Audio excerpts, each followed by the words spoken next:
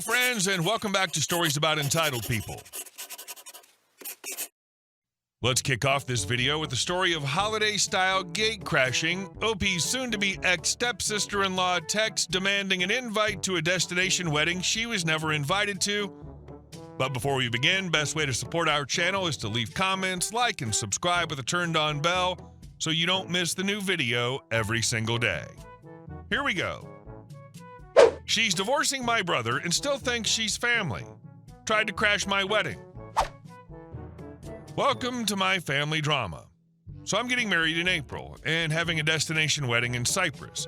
Because we have family all over the world and some have jobs where they need to close dates like a year in advance, we sent out save the dates as soon as we closed the venue back in May. One of the people I sent a save the date to is my stepbrother's wife. Then they started divorce proceedings this summer. I've never liked her. She's quite a nasty person and she only ever speaks to me when she needs something. When I sent out the actual invites, I sent them with the names of all the invitees. So I sent my stepbrother an invite with his name, his stepdaughter, her daughter from a previous marriage who I see as a niece, and their child together. Her name was not on the invite. I knew this meant that it was very likely her children could not come since they would have to leave the country and she could prevent that, which I completely understand and is totally her right. I understood that when I sent the invite. My stepbrother told me straight away that he and the kids would likely not be able to make it, but he'd let me know if things changed by the time he needed to RSVP. So that was 2 months ago. Haven't spoken to his wife since long before the divorce proceedings started. Today she texts me, translated, "Hi OP, when's the wedding and what hotel are you staying at? Send me so I can check options to come." I'm thinking to myself, girl, you aren't family, and this is a small destination wedding. What are you thinking? So I called my dad and stepmom to consult how to respond to her.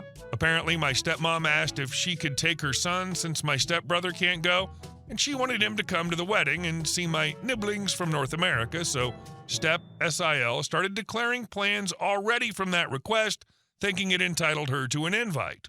I told my stepmom I can understand her wanting to come if her ex-husband is coming with the kids, but what right does she think she has to come without my actual brother? Stepmom and dad agreed she's delusional and helped me verbalize a response to her. So I sent to her, "Hi, stepsister-in-law. I sent the invite with all the details to stepbrother. You can arrange with him." I figured, okay, she'll understand that the initial invite was to her as my brother's wife, as in it only applies to them as a unit. But no. OP, I don't know if you know, we aren't together in divorce proceedings. My save the date, she actually said invite, but she never got an invite just to save the date, was deleted, hence I requested the details from you. So this woman, who I have near zero relationship with, who's no longer even speaking to my brother, thinks that she's still invited to my wedding. I spoke with my stepmom again, as she's always been the only one who could match her crazy. She apologized for opening this can of worms and told me she would speak to her and explain the situation. I just can't imagine what la-la land she's living in, that she thinks if she isn't even speaking to my brother and he can't even come to my wedding, that she can. I don't understand why you can't say, "Delulu, this is a small wedding for family only. You were invited because you were my brother's wife. Since you and he have divorced, you aren't part of our family anymore. If Charlie were coming with the kids, I could sort of see inviting you as their mother, if for no other reason than to help manage them. But since he isn't coming, there's no reason why you would be included." And our second story. Trying to parallel park, woman opens my car door and starts loading her bags. A couple years ago, I was back in my hometown after being gone a few years interviewing for a new job. I love the city I'm from, and I had deliberately planned to be there for my birthday weekend so I could spend some time in some of my old haunts. I decided one day I would stop by the locally owned coffee shop where I used to spend hours consuming coffee and free Wi-Fi, catch up on old times. Now, the coffee shop is located along a very busy 4-lane street. During off-peak hours, though, it's legal to parallel park in the lanes closest to the sidewalk. I've always hated parallel parking, but I decided it's easier than waiting for a spot to open up in the very small parking lot in the alley behind the coffee shop. I look out, and there's an open spot at the very end of the road, so I just need to pull in, but it always makes me nervous pulling in because of how busy the road is, and when I get nervous, I get worse at parallel parking. So I pull up and start backing into the space, and I think I'm doing okay when suddenly my back door flies open in the middle of me straightening up my car. A middle-aged woman just starts picking up a bunch of bags and trying to stack them in my back seat. The woman just starts trying to load her stuff in my back seat. Confused and still halfway in the road, I ask, "May I help you, ma'am?" She replies, "No, I just need to get all my stuff in and then I'll be ready to go." I still haven't caught on yet, and I'm like, "Why do you need to load your stuff in my car? Where are you going?" "Well, I need to get the stuff in the car so you can take me to location." I think I suddenly realize what's going on. "Ma'am, I'm not an Uber driver," I say. "I'm trying to park so I can go in the coffee shop." Now, keep in mind, at the time I was driving a 2011 Chevy Malibu that's seen better days. Couple dents, a smashed front end. This is on top of the fact that I'm pretty messy in cars and my entire back seat was filled with stuff from work and garbage.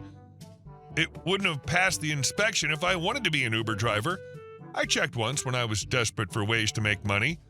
On top of that, there's no indication on my car that I'm an Uber driver, and I'm literally trying to parallel park my car.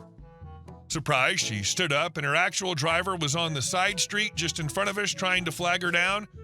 It was at that moment she finally realized what was going on.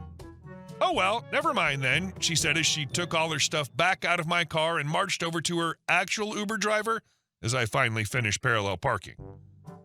And yes, I got the job, and it was a great birthday weekend. I was so happy to be going home, even if there's some weird people there. It's not even the entitlement, it's just dangerous on her part. Imagine if you weren't a nice guy. Getting into strangers' cars doesn't tend to always end well. And our next story. Karen says, "I must work here because I had a clipboard." I was in the big box, high-volume store we'll call Dams. It's a secret code name. You'll never figure it out, so don't even try. I go there about once a month and know the layout fairly well. I had a lot of shopping to do, and armed with my list and a flat cart, I was getting the job done. A gentleman, who I assume saw the case of water on my cart, asked where he could find bottled water. I used to work in hotels, so I'm used to providing customer service. It was only 2 aisles over, so I walked him to the back aisle and pointed him to the stack. Just as that was done, an elderly gentleman runs by at the pace of a turtle and barks, "Toilet paper!" I don't know, maybe it was just an emergency, so I just said, "End of this aisle on the right, but they're out today."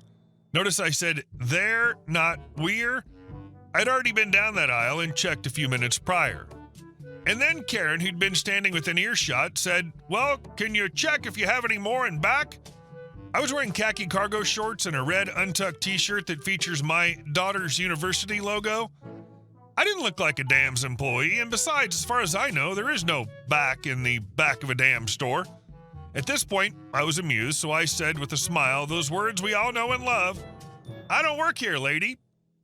Karen, "Well, you helped those other people," and I was momentarily taken aback. What logic flow could possibly be going through her brain? Was I supposed to help everyone just because I'd helped someone? Was I really supposed to go in back and check anyway?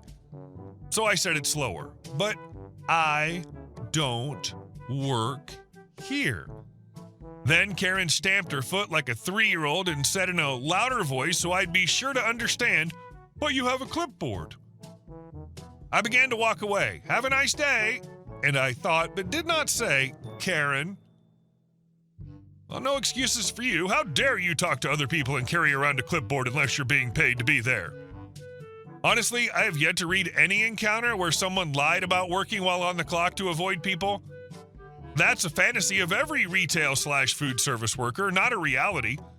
The threat of being fired over even the most minor of mistakes keeps people from even trying to duck and hide from rude customers. And our last story. They put gates in my fence and acted like I was the problem when I locked them shut. So I recently bought a place on a hill overlooking the water. Beautiful view, great breeze, and a nice chunk of land. The kind of place where you think, yeah, I could stay here a while. But I should have known there was going to be trouble the second I saw the fences. See, the property had been vacant for a few years before I bought it, long enough that the neighbors got comfortable. 2 of them, let's call them Karen and Ron, had taken it upon themselves to install gates in their back fences.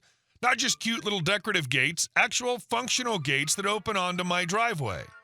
Turns out they'd been treating my property like a shortcut to the water this whole time. I guess because it was vacant, they figured finders keepers applied. They'd just walk right through like it was a public trail.